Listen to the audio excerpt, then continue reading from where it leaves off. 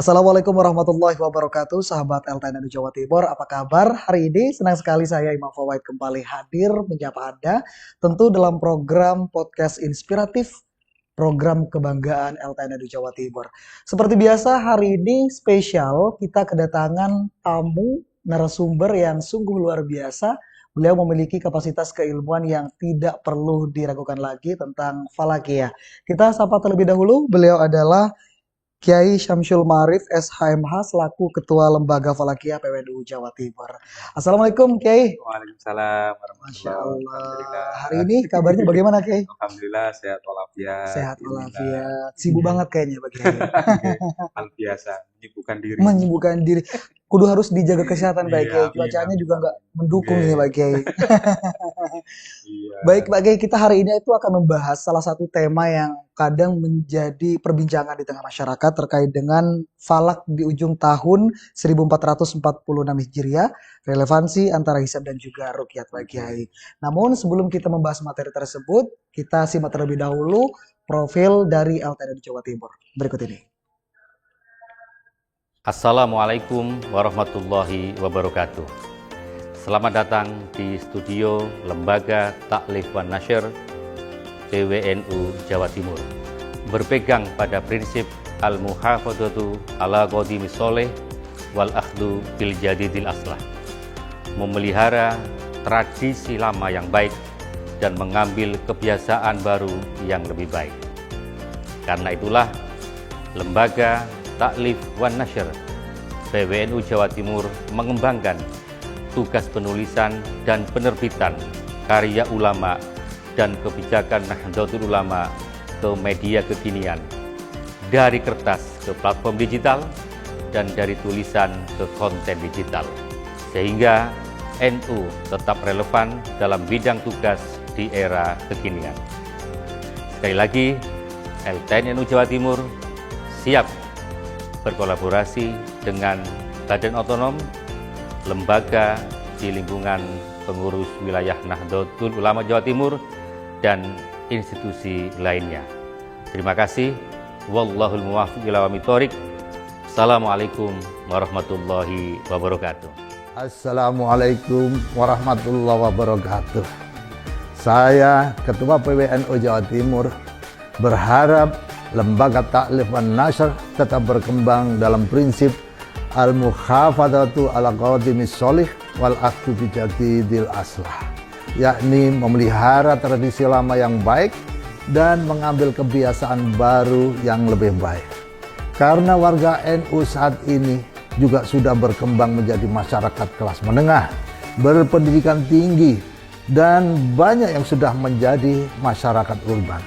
Dengan prinsip itulah, LTN PWNU Jawa Timur tetap dapat mempublikasikan karya ulama NU dan memasyarakatkan kebijakan Jam'iyah Nahdlatul Ulama melalui konten digital dan platform digital, sehingga NU dan dakwahnya ke depan tetap memiliki relevansi di era kekinian.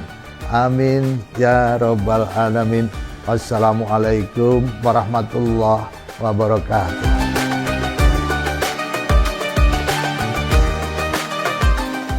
Baik, terima kasih Anda masih bersama kami tentu dalam program podcast inspiratif, program kebanggaan LTN Jawa Timur. Kita akan membahas topik yang tadi sudah disampaikan Pak Yai. Ini kan kita akan membahas terkait dengan bagaimana yang sesaat lagi ya pergantian tahun begitu Pak Yai. Kira-kira bagaimana sikap Lembaga Falakiyah dalam menentukan hisab dan ruqyat di tahun 1446 Hijriah Pak Yai? Alhamdulillah, Lembaga Falakiyah sebagai bagian dari kabinetnya PWNU, Kabinet. lembaga yang khusus menangani tentang hisab ruqyat. Di tahun 1446 Hijriah ini, di ujung tahun adalah di bulan awal Dzulhijjah. Dzulhijjah, di mana bulan ini bagian dari krusial terkait rukun Islam berupa haji. Setelah haji ada Idul Adha, kemudian ada juga Tasrek, di mana pada saat hari raya Idul Adha maupun Tasrek adalah hari di mana diharamkan puasa.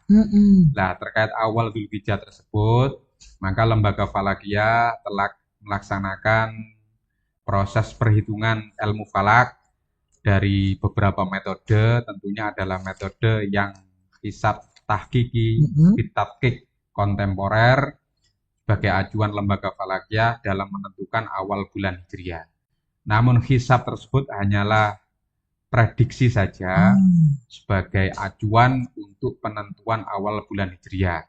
Namun dalam Nahdlatul Ulama, penentuan awal bulan Hijriah ini tidak berdasarkan hisab, namun berdasarkan ru'yatul hilal. Ru'yatul hilal adalah pengamatan bulan sabit saat di akhir bulan pasca ijtima atau konjungsi. Kemudian hasil ru'yat hilal tersebut akan dilaporkan ke PBNU sebagai struktural yang paling tinggi di Nahdlatul Ulama. Kemudian dilaporkan juga ke sidang isbat oleh Menteri Agama. Di situ akan digodok melalui beberapa ormas yang lain. Kemudian Menteri Agama akan mengisbatkan penetapan awal bulan Hijriah yang kaitannya dengan awal bulan Dzulhijjah tersebut. Nah, dalam lembaga falakiyah di Nahdlatul Ulama sesuai dengan hasil muktamar yang ke-20, kemudian yang ke-27 dan yang terakhir di Lampung itu, bahwasanya Nahdlatul Ulama hanya sekedar mengikhbarkan atau mengumumkan kapan terjadinya awal bulan Hijriah kepada jamaah dan jamaiyah Nahdlatul Ulama. Sebagai statusnya ikhbar itu adalah menguatkan isbat atau penetapan Menteri Agama. Jadi tidak boleh dan tidak diperkenankan ikhbar itu mendahului isbat. Seperti zamannya dulu Mbah Hasyim Asy'ari itu pernah menegur menantunya, yaitu Mbah Maksum bin Ali. Beliau ahli hisab, ahli falak. Kala itu sebagai menantunya, beliau Mbah Maksum itu mengikhbarkan awal bulan Hijriah mendahului pemerintah. Sehingga Mbah Maksum ditegur oleh Mbah Hasyim agar seyogyanya mentaati pemerintah dalam penetapan awal bulan Hijriah yang kaitannya dengan bulan-bulan krusial yaitu Ramadan, Syawal, dan Dzulhijjah. Dan itu semuanya sudah disepakati dalam muktamar Nahdlatul Ulama. Oke, Pak Yai, kalau tadi berbicara terkait dengan Dzulhijjah ya, sekarang kan masih Dzulqa'dah ya Pak Yai ya. Kan ini tinggal menghitung hari Pak Yai. Kira-kira bagaimana menentukan awal Dzulhijjah 1446 Hijriah di Indonesia Pak Yai?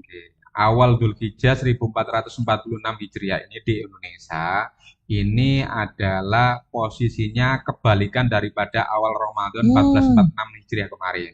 Di mana awal Ramadan kemarin itu di Jawa Timur irtifa atau ketinggian hilal sudah mencapai 3 derajat, kemudian elongasinya belum mencapai di Jawa Timur. Karena mengapa? Karena ada kriteria Imkan Ru'yah Nahdlatul Ulama yang juga sama dengan kriteria Mabim, Menteri Agama Brunei, Indonesia, Malaysia, dan Singapura. Betul. Yaitu minimal ketinggian hilal untuk bisa dilihat adalah minimal 3 derajat, kemudian elongasi adalah minimal 6,4 derajat. Sedangkan awal Dzulhijjah ini kebalikan daripada awal Ramadan nanti, yaitu kalau di Jawa Timur tinggi hilalnya belum mencapai 3 derajat, masih kisaran di bawah 1 derajat. Hanya saja elongasinya sudah mencapai. Nah, ketika salah satunya ketinggian hilal maupun elongasi belum tercapai, maka kemungkinan hilal terlihat di Jawa Timur ini belum bisa memungkinkan. Beda dengan Aceh, karena ketinggian hilal yang paling tinggi di Indonesia itu ada di Sabang, di Aceh. Kemudian yang paling rendah ada di Merauke, kisaran di bawah 1 derajat seperti halnya di Jawa Timur. Kemudian ijtima atau konjungsi itu terjadi pada hari Selasa, tanggal 27 Mei 2025 mendatang. Saat itu kisaran jam 10 lebih 5 menit untuk di Jawa Timur. Kemudian kita nunggu sampai tenggelamnya matahari hari Selasa itu tanggal 29 Dzulqa'dah. Ketika umur hilal antara ijtima sampai tenggelamnya matahari ada kisaran 7 jam. Kemudian ketinggian hilalnya di Jawa Timur masih di bawah 1 derajat, maka kemungkinan hilal belum bisa terlihat di Jawa Timur. Jadi posisinya menunggu Aceh tenggelam matahari kisaran jam 7 malam. Kemudian ketika Aceh berhasil terlihat, maka akan dilaporkan ke PBNU. Kemudian lembaga falakiyah dimanapun berada tetap mengikuti instruksi ikhbar dari PBNU dari hasil Aceh tersebut. Betul. Kembali lagi bahwasanya Nahdlatul Ulama itu mengikuti pemerintah sebagai ulil amri itu harus berdasarkan dengan ru'yatul hilal. Jadi isbat itu wajib ditaati dan wajib diikuti oleh NU bila mana atas dasar ru'yat. Bila mana isbat pemerintah penetapan awal bulan Hijriah bukan tidak berdasarkan ru'yat melainkan berdasarkan hisab, maka NU tidak wajib untuk mengikuti isbat pemerintah tersebut. Itu tercantum di hasil muktamar Nahdlatul Ulama. Oke, baik. Ini kan kalau kita berbicara terkait dengan Dzulhijjah ya, ini masyarakat Muslim di seluruh dunia, termasuk di Indonesia juga merayakan Hari Raya Kurban, Pak Yai.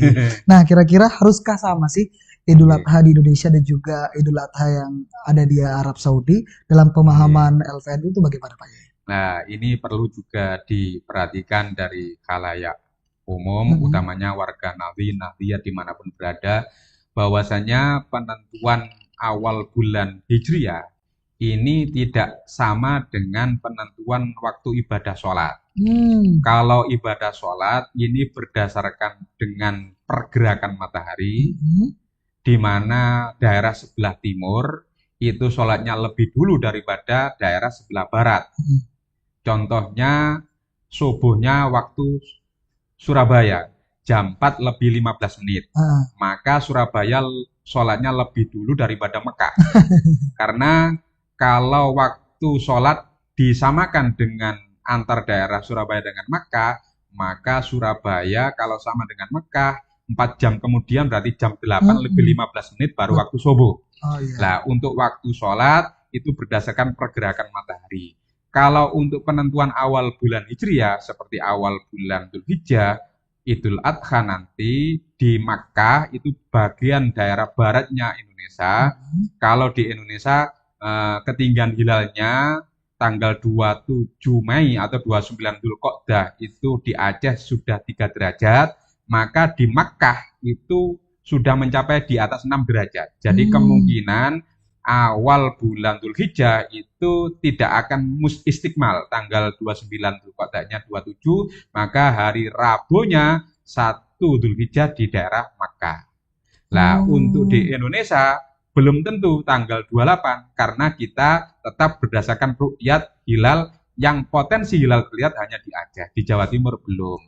Sehingga perlu digarisbawahi bahwasanya penanggalan awal bulan Hijriah ini tidak berdasarkan dengan pergerakan matahari, melainkan ketinggian hilal atau pergerakan matahari, pergerakan hilal di daerah tertentu sesuai dengan matlak masing-masing. Jadi kalau Indonesia ini belum menanggalkan tanggal 1 Dzulhijjah, kalau Makkah sudah menanggalkan karena posisi hilal di barat itu semakin tinggi, maka bisa jadi maka tanggal 1 Dzulhijjahnya hari Rabu. Kalau memang di Indonesia sampai di Aceh meskipun ketinggian hilal sudah 3 derajat, kok ternyata tidak berhasil melihat hilal, maka di Indonesia bisa jadi istiqmal. Sehingga Rabu tanggal 28 di Makkah sudah 1 Dzulhijjah, di Indonesia baru Kamisnya. Mengapa? Karena berdasarkan dengan pergerakan bulan, di mana bulan belum bisa melihat hilal awal bulan Dzulhijjah, sedangkan Makkah karena ketinggiannya sudah di atas 6 derajat dan hilal terlihat, maka lebih dulu Makkah untuk tanggal 1 Idul Adhanya. Beda dengan awal waktu sholat tadi. Namun Pak Yai, kalau kita tuh melihat perbedaan tadi ya, kira-kira pernah nggak sih terjadi polemik di tengah masyarakat ketika penentuan Hari Raya Kurban atau Hari Raya Idul Adha yang memiliki perbedaan dengan Arab Saudi itu Pak Yai? Bagaimana sikap keorganisasi Nahdlatul Ulama? Kalau Nahdlatul Ulama terkait perbedaan itu sudah masalah klasik. Jadi kita harus mencermati keadaan yang fenomena terkait penanggalan Hijriah itu dengan arif dan bijak dan semuanya ada maksud masing-masing. Tentunya kita juga menenteramkan dan menyejukkan masyarakat. Betul. Jangan sampai ada polemik terkait perbedaan saja. Jadi secara ilmu falak tetap juga berdasarkan dengan hisab dan ru'yat. Hisab menghitung, ru'yat adalah mengamati bulan sabit. Kalau domainnya NU itu penentuan awal bulan Hijriah itu berdasarkan ru'yat, maka itu yang sebagai acuan. Jadi kalau ada yang lain memakai hisab saja tanpa ru'yat, itu haknya masing-masing. Yang penting kita harusnya menghormati dari sikap yang lain. Hanya saja ulil amri sebagai otoritas domainnya pemerintah itu harus kita taati sebagai acuan untuk penentuan awal bulan Hijriah yang berdasarkan kaidah-kaidah syariah Islamiyah yang ada, seperti itu. Berarti tidak masalah ya Pak, ini karena akan menjadi salah satu jawaban dari setiap polemik yang terjadi di tengah masyarakat. Yang terpenting sebagai warga Nahdliyin itu bisa mengikuti keputusan daripada pemerintah, sekalipun mengalami perbedaan dengan pemerintah Arab Saudi, begitu Pak. Ya. Nah Pak Ye, ini kan tadi kita berbicara terkait dengan bagaimana kebingungan yang terjadi di tengah masyarakat itu. Kira-kira bagaimana lembaga Falakiyah itu mengedukasi masyarakat, memberikan informasi agar masyarakat itu tidak bingung, tidak resah. Lembaga Falakiyah itu hadir di tengah-tengah masyarakat. Seperti apa Pak Ye? Kalau terkait dengan bingung itu hal-hal yang biasa. Namun kita kembali pada Al-Quran, was'alu ahla dzikri in kuntum la ta'lamun. Jadi tanyakanlah pada ahlinya bila mana kalian semuanya tidak mengetahui. Jadi terkait dengan domainnya hisab ru'yat adalah tugas dari lembaga Falakiyah, maka lembaga Falakiyah ini bertugas dan berkewajiban untuk mengedukasi dan mengkaderisasi dan mengobservasi hasil-hasil hisab yang telah dilaksanakan. Jangan sampai hisab itu mandek di situ saja, namun harus dipraktekkan, harus diamati, dihantarkan lewat ru'yatul hilal.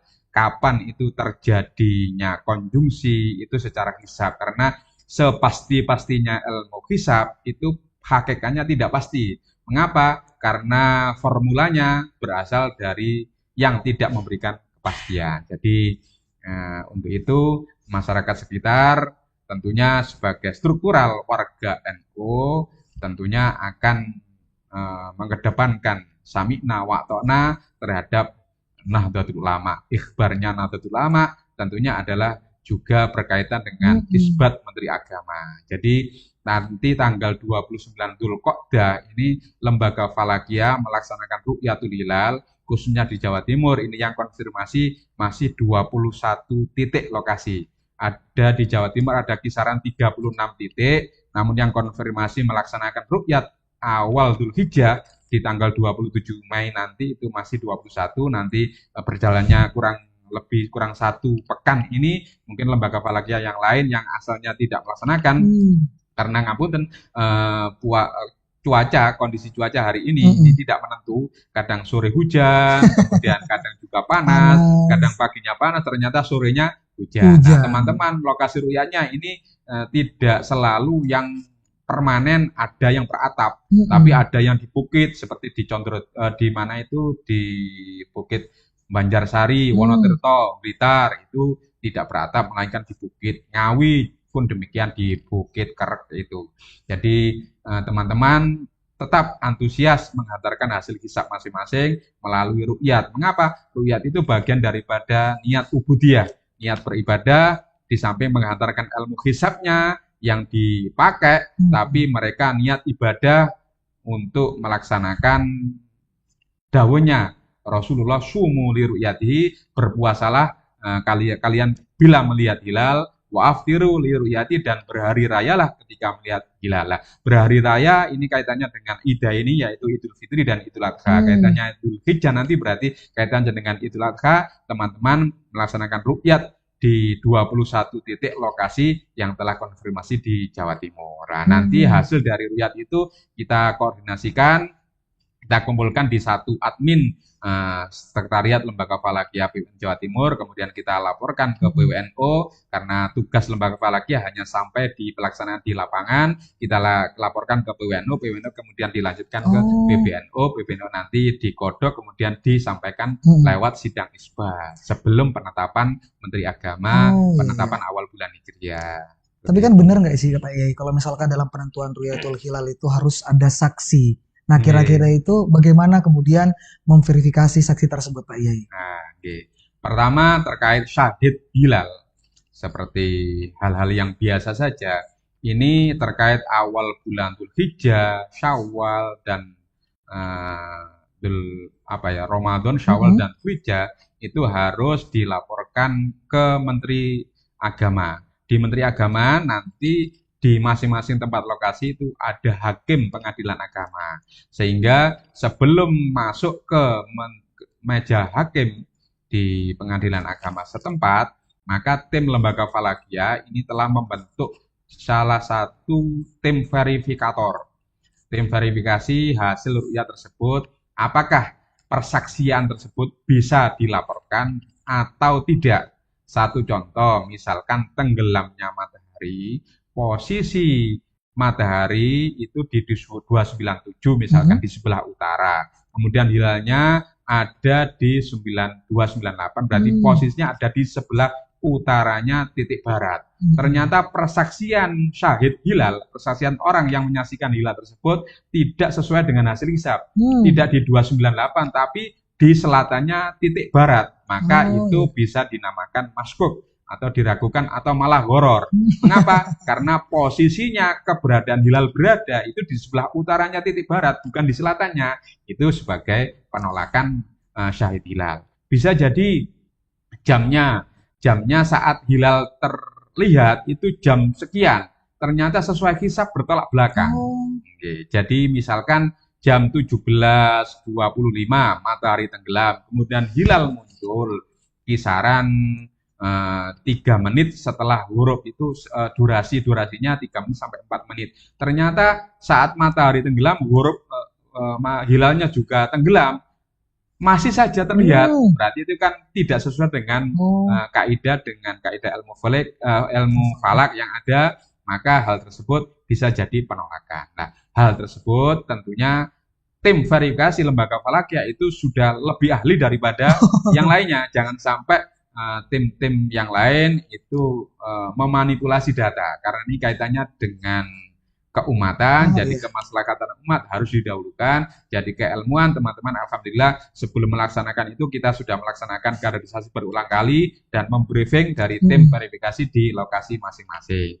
Untuk itu Lembaga Falakiyah ini tiada hentinya untuk melaksanakan kaderisasi. Ini kisaran tanggal 29 ini kita juga mengadakan Falakiyah Gustu Kampus, ini Lembaga Falakiyah dengan salah satu perguruan tinggi negeri di Tandes tanggal 29. Kemudian 29 malam hingga 5 hari kemudian ini kita mengadakan Sinau Falak online. Angkatan kedua yang kemarin itu kita melaksanakan diikuti 117 peserta setiap ba'da tarawih kemarin. Sekarang ini tanggal 29 Mei awal Dzulhijjah kita juga melaksanakan Sinau Falak online. Maka kita itu bagian dari Nasrul Ilmi untuk kaderisasi ahli ilmu falak di Jawa Timur. Dan itu diikuti banyak dari luar Jawa Timur, mungkin dari para santri, pondok pesantren, maupun kampus, maupun bahkan kemarin ada dari luar negeri, dari Taiwan itu ikut serta ngaji falak Sinau Falak online. Kemudian itu bagian dari tim kita yang ada di luar negeri. Kalau memang hilal terlihat di daerah Taiwan nanti kita bisa konfirmasi dan bisa sharing hasil fotonya, mungkin bisa di-share ke kita di Jawa Timur. Jadi Jawa Timur begitu ya. Baik Pak E, ini kan sudah sebentar lagi kita bakalan masuk ke bulan Dzulhijjah gitu Pak ya. Kira-kira sejauh apa persiapan dari Lembaga Falakiyah Nahdlatul Ulama jelang Dzulhijjah itu Pak Yai?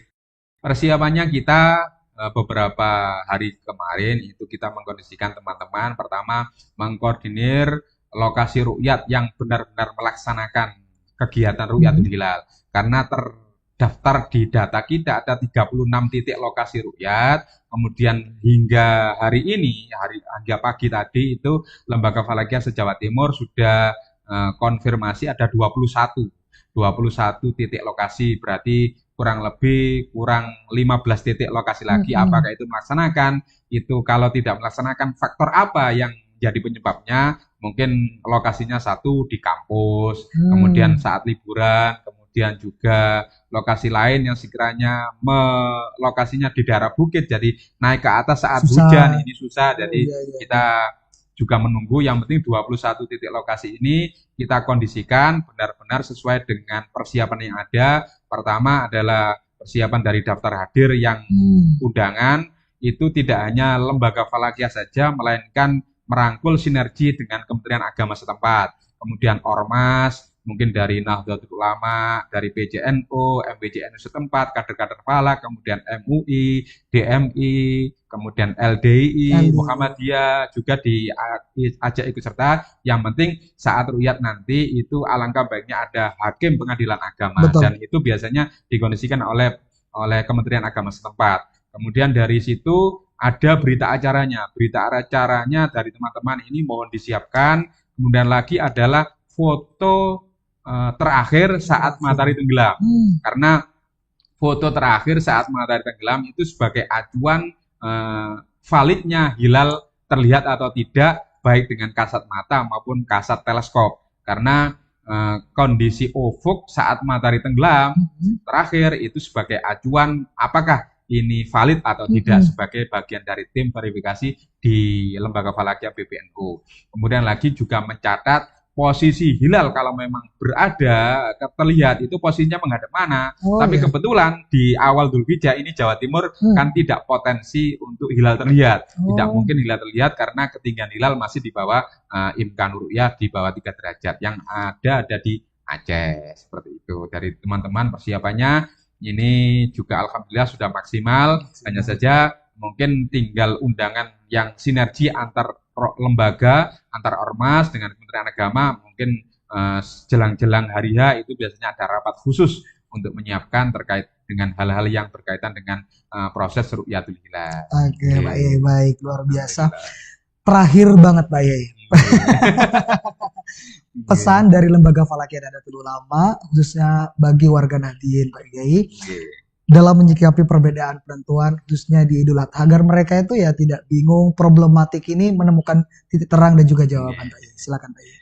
Alhamdulillah untuk warga Nahdien Nahdiyah dimanapun berada, kita ini sedang berada di dunia yang cepat memperoleh informasi.